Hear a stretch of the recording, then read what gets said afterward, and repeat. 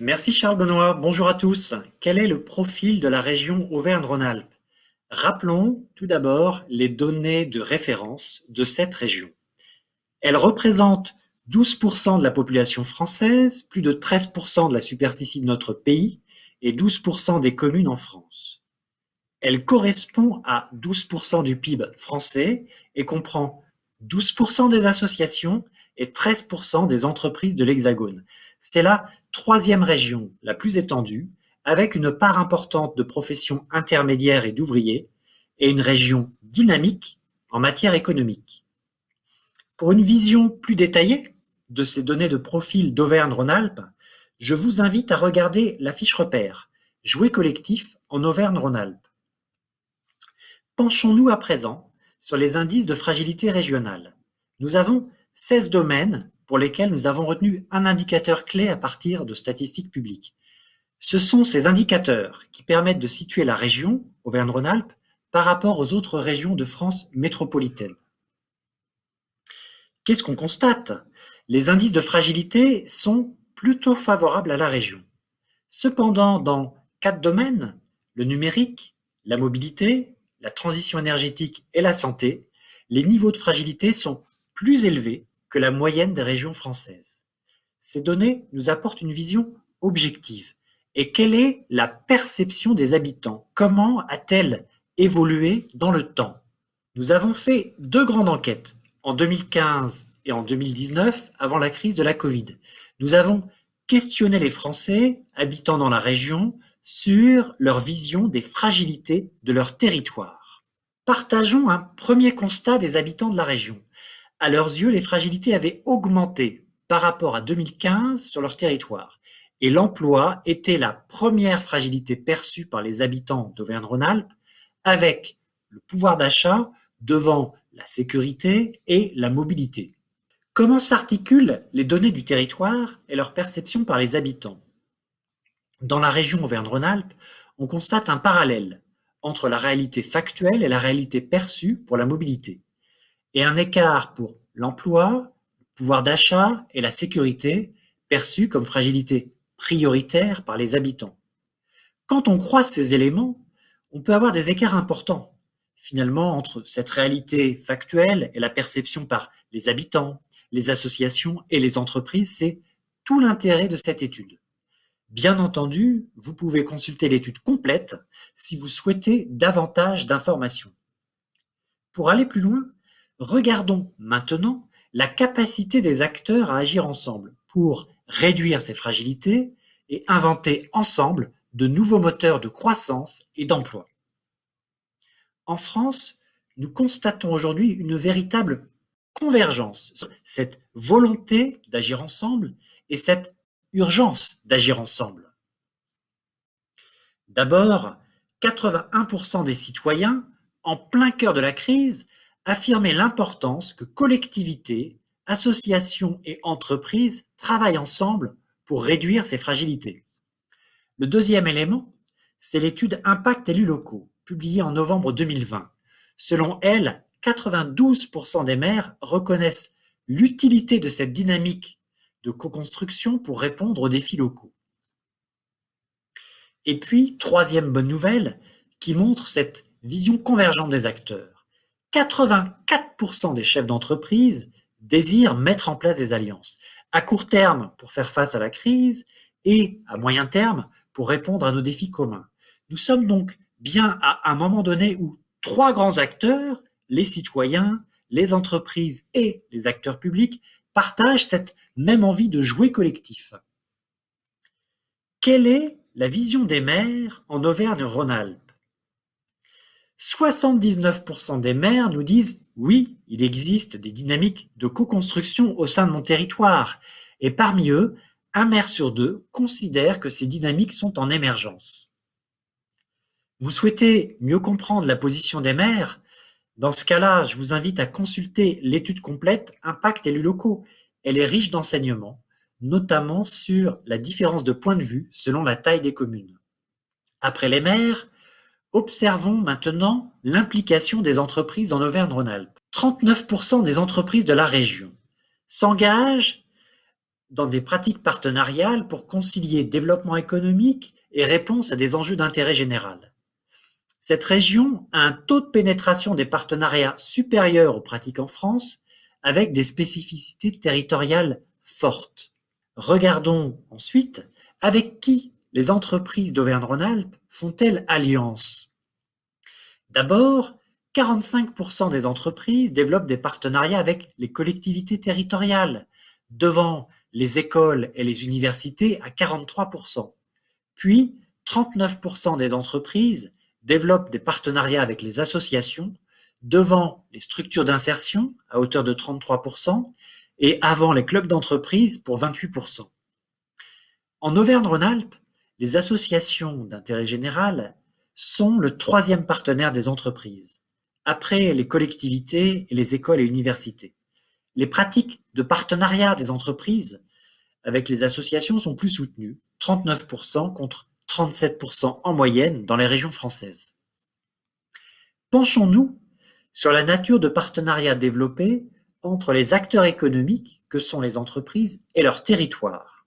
Premier élément, 64% des entreprises au niveau national recourent aux pratiques responsables, notamment les achats responsables avec des structures d'insertion par l'activité économique et des structures qui emploient des personnes en situation de handicap pour avancer sur ces dynamiques-là. Le sponsoring est aussi dans cette catégorie de pratiques responsables. En deux mots, les pratiques responsables, il s'agit de s'appuyer sur le savoir-faire des acteurs de l'intérêt général dans des domaines comme l'environnement, l'insertion ou le handicap pour améliorer les pratiques de l'entreprise et développer la responsabilité sociétale des entreprises, la RSE. Depuis le milieu des années 2000, ces pratiques ont considérablement augmenté. En 2020, lors de notre étude, il est apparu une augmentation très importante du mécénat. Là où on était à 35%, on est monté à 50% l'année dernière avec une double dynamique. La territorialisation de ce mécénat d'abord, et puis l'implication en mécénat de compétences des personnes, au-delà d'une contribution financière ou en nature des entreprises, sur ces projets d'intérêt général. Et pour répondre, par exemple, à des urgences. En 2020, des entreprises se sont mobilisées collectivement au sujet de l'éducation pour équiper des jeunes en matériel informatique. La troisième catégorie de partenariat pour les entreprises, c'est la coopération économique. Il s'agit d'aller plus loin pour associer des offres faites par les structures d'intérêt général ou d'insertion par l'activité économique avec les entreprises. Finalement, comment on répond ensemble à un besoin. En Alsace, les cafés Satie et les jardins de la Montagne Verte ont associé leurs compétences pour transformer et valoriser des déchets, les exodermes de café, en engrais agricoles. Et puis, la dernière catégorie de partenariat, ce sont les innovations sociétales. C'est une catégorie en plein essor depuis le milieu des années 2000. C'est vraiment là où s'inventent ensemble ce qu'aucun des deux acteurs ne pouvait prévoir ou développer auparavant. Ces deux dernières catégories de partenariat de co-construction, coopération économique et innovation sociétale se développent. Depuis sa création en 2014, l'Alliance dynamique du groupe La Poste a d'ailleurs activement contribué au développement de ces formes de partenariat. Il existe ainsi 4 modalités complémentaires de partenariat entre une entreprise et un acteur d'intérêt général pour répondre à des défis locaux. Alors, quels partenariats sont mis en œuvre par les entreprises d'Auvergne-Rhône-Alpes? C'est un fait marquant.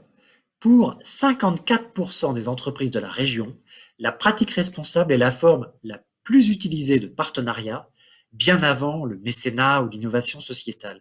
C'est vraiment le point d'entrée des partenariats, la pratique responsable. Bien sûr, des pratiques plus locales, à Grenoble, Clermont ou Villeurbanne par exemple, ne sont souvent pas les mêmes. Et c'est intéressant de rentrer ensuite dans les spécificités locales. Cette logique de pratique responsable est bien la caractéristique majeure des partenariats pour le territoire d'Auvergne-Rhône-Alpes. Alors, comment structurer le jouet collectif en territoire qui peut jouer un rôle pour favoriser ces dynamiques collectives? Depuis une décennie, on a vu émerger 4 démarches d'ingénierie relationnelle pour répondre à ce besoin de jouet collectif entre organisations d'univers différents. Tout d'abord, le dialogue territorial, qui développe l'interconnaissance et met autour de la table associations, entreprises et collectivités pour inventer des solutions ensemble. Ensuite viennent les expérimentations collectives. Comment peut-on répondre pour faire émerger des réponses innovantes ensemble? Apprendre à faire alliance n'est pas une évidence. Aussi, l'accompagnement des acteurs, publics ou privés, est structurant. D'ailleurs, depuis 2008, les travaux du Rameau, avec nos amis d'Alsace Active, ont commencé par cette question. Comment accompagner les collectivités, les associations et les entreprises? C'est à l'origine de la création du laboratoire des partenariats en Alsace, qui s'est développé dans d'autres régions. Enfin, le quatrième dispositif qui favorise ces dynamiques collectives, c'est la gestion de lieux, de tiers-lieux. Ce sont des lieux de rencontre, un peu des lieux neutres, où chacun peut se rencontrer pour construire ensemble l'avenir de son territoire. Alors, si on focalise sur qui anime, aujourd'hui en France, il y a un réseau de plus de 350 catalyseurs territoriaux, le réseau des pionniers des alliances en territoire, qui incarne cette dynamique en émergence. Les catalyseurs territoriaux proviennent d'une diversité d'organisations. On y retrouve des acteurs publics, des collectivités comme des associations ou des entreprises. Je parlais tout à l'heure d'Alsace Active pour l'accompagnement des acteurs associatifs, de l'insertion par l'activité économique et de l'ESS en général. Cette dynamique est présente aussi académique, comme le catalyseur de Toulouse, qui a mis en place cette logique de créer le lien entre les différents acteurs. C'est vraiment un élément intéressant et structurant, cette diversité des profils de catalyseurs territoriaux.